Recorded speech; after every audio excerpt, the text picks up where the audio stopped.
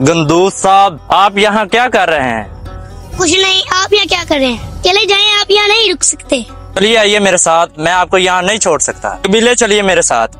नहीं, आप चले जाएं, मैं उड़ने वाला घोड़ा देखूं। ऐसा उड़ने वाला घोड़ा? ये क्या कह रहे हैं?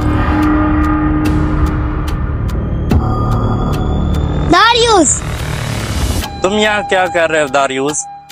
किल सके आप यहाँ से चले जाएं, मैं उड़ने वाला घोड़ा देखूंगा। दारियुस, गंदूज, आप कबीले जाएं। ये आप क्या कह रहे हैं? जैसा कह रहा हूँ वैसा करें गंदूज। गंदूज, आप कबीले जाएं। शर्म आनी चाहिए तुम्हें, जिस हाथ का तुम्हें खिलाया उसी को काट रहे हो।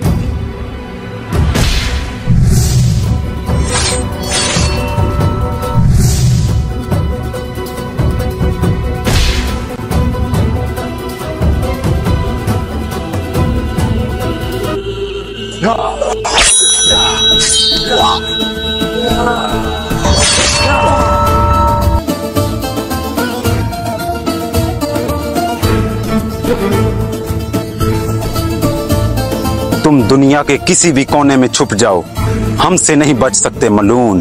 कौन कौन हो तुम? सुलेमान शाह का बेटा अर्तुगरुल।